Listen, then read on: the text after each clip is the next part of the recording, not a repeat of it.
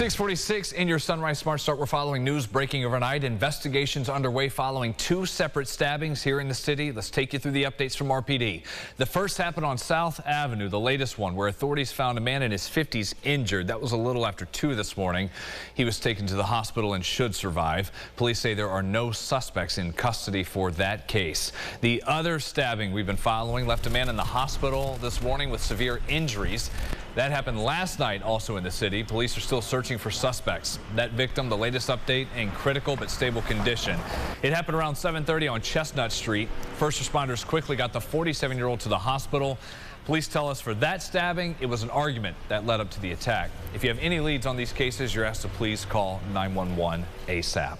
A number of business owners in Monroe County are assessing the damage and cleaning up after getting hit by smash and grab thieves in just a few hours overnight Monday into Tuesday.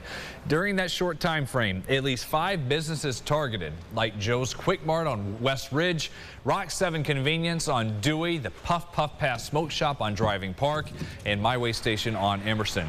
2 of the cars involved in slamming into the stores were ditched at the scene. There's now a call for more police to be out on the street in the early morning hours, with people asking what's being done to fight this. Police have confirmed all the cars used in those smash and grabs overnight are stolen Hyundais and Kias. Speaking of that, yesterday some local officials penned a letter to TikTok CEO asking the platform to take responsibility for the sharp rise in these stolen cars.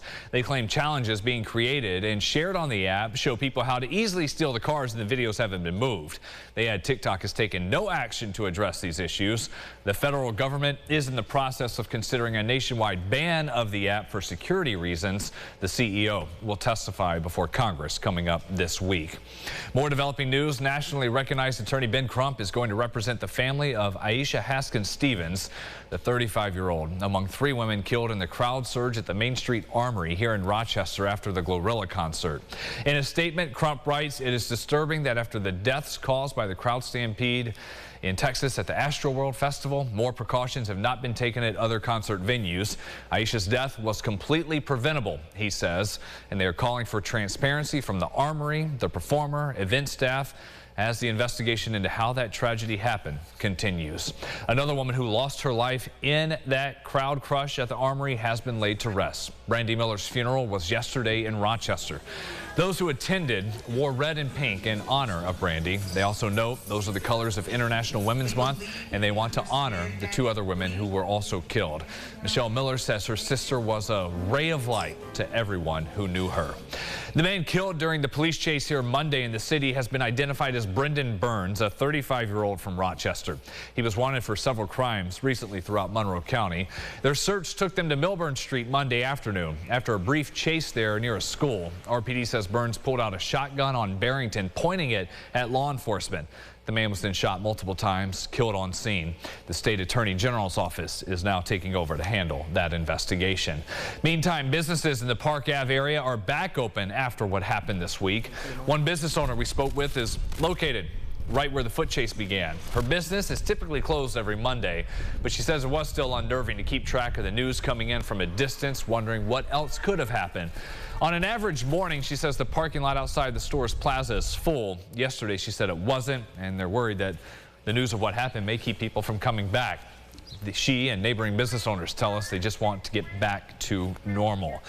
And during last night's meeting of Rochester City Council, that case, the police shooting, came up for a few short moments. It was during a vote to fund renovations for an office for RPD. Councilmember Stanley Martin was the sole no vote. She held out support at this point because the body cam footage from the shooting Monday has not been released to the public. Still, the funding measure did pass. Before City Council met, a rally was held outside in support of funding a public utility implementation study. Metro Justice was the group leading that charge again. Their idea is to eventually replace RG&E with a public utility, one that would, the group claims, be more affordable and be held accountable in many different reasons for billing issues. RG&E, we know, in recent years has faced a lot of criticism for erratic billing cycles. Metro Justice reports a number of council members and lawmakers in Monroe County either do not support the funding or have stopped short of committing so far. Just after 6:50, let's get some updates on that forecast for this Wednesday. Here's James Gilbert. How about this sunrise, yes, Brennan? We're getting treated right now. A little bit of twilight over Lake Ontario. You love to see it. Tough if you don't have a good skyline view, but you may still see a little bit of gold, a little bit of yellow in there. We are checking off the middle jacket here. Don't think you need the heavy one as temperatures climb nicely, but still probably a knit hat. A good idea as numbers starting off in the 30s. We warm up real nicely into the mid-50s this afternoon. Just a 20% chance of rain. That chance, though, goes to about 90% by 6 a.m. tomorrow. We'll take a look at the 8-day at the end of the show. Brennan. All right. Thank you, James. At 6:52, another look at your roads early on this Wednesday morning. Sunrise traffic still looking good. Staring at the map, and no incidents to report to pass along. Shouldn't have any slowdowns if you were leaving right now.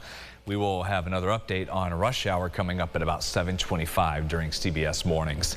Now that it is spring with warmer weather eventually arriving, a concerning sight for neighbors in the city is back. All these dirt bikes and ATVs and all the riders who don't always follow the rules of the road. Jatira Marsh joins us here to share some thoughts we heard from a local city leader on what's going on. Jatira. Good morning, Brennan. Our News 8 team has been seeing these dirt bikes and ATVs out in Rochester in recent days, prompting renewed calls for a crackdown on riders breaking the law. Not long ago, lawmakers in Monroe County passed a new law creating a list of penalties for those caught illegally driving off-road vehicles on public roads.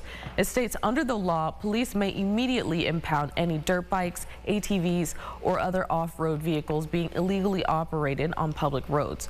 Impound penalties are set at $500 for a first offense and $2,000 for each following offense. City Council President Miguel Melendez says he's looking at ways to address the issue as warmer weather approaches. You know, as the weather breaks, I think there's always a strategy to try to address the issue of dirt bikes, ATVs, etc.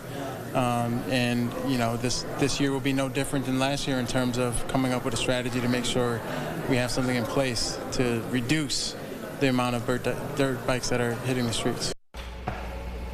The law also requires ATV operators and riders to wear helmets. It was already illegal under state law to drive a mini bike, a dirt bike, go-kart, or golf cart on public streets in New York. In 1 month starting last April, law enforcement seized 39 off-road vehicles and gave out more than 60 tickets. Brendan, back to you. That was a campaign they did last year. We'll see if they do it again this spring season. Thank you, Jatira. NYPD remains on alert as the country waits to see if former President Donald Trump will be indicted. The grand jury's job is nearly done, and the prosecution is considering whether to bring forward any final witnesses. The Manhattan DA, that office, is investigating allegations of hush money payments made to Stormy Daniels on Trump's behalf during the 2016 campaign. He's denied the allegations. And finally for us this morning here in Rochester, what's got a lot of people excited, what they're talking about, the acts for the 20th International Jazz Festival have been announced. This year, they've got 300 or so performers taking various stages. Some highlights include a recent Grammy Award-winning singer, Samara Joy. The 23-year-old makes a return this year for the festival. Pianist Christian Sands and saxophonist Tia Fuller also scheduled.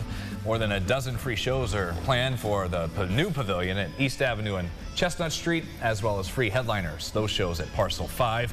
Headliners Pat Metheny and Bonnie Raitt were announced previously. We just found out Trombone Shorty also coming back. Ooh. And new this year for Jazz Fest, student price 3-day club passes. Those are about a third less than the regular pass for 3 days. All this information, Le Petit Poutine. We want that, the food truck as well. There. Yeah, just looking at that, getting hungry. We got it posted at rochesterfirst.com. One of the best birthday presents my mom ever got me was a full pass to the Jazz Fest. It's just awesome. Just to go, and even just the free headliners, you walk around and love to see. Thinking about warmer weather. Yeah, you seeing those late sunsets, still feeling like 75 or so. Yeah, just the best. Yeah, not there today, but still not bad. Bus stop pretty comfortable. We've got numbers starting off generally in the mid-30s, and we'll climb nicely into the low 50s this afternoon. Mostly cloudy skies. Could be a drop here and there, but otherwise tomorrow. That's the day. We've got rain off and on throughout the day, and then Saturday we are circling. Big impact there. Could be some strong wind as well. We'll highlight the next couple days. All right. Thank you, James. Thanks for watching us here at Sunrise CBS Mornings. Up next, we'll join you in 30 minutes. Follow News 8 wherever you are on rochesterfirst.com, Facebook, Twitter, and on our app for news and weather.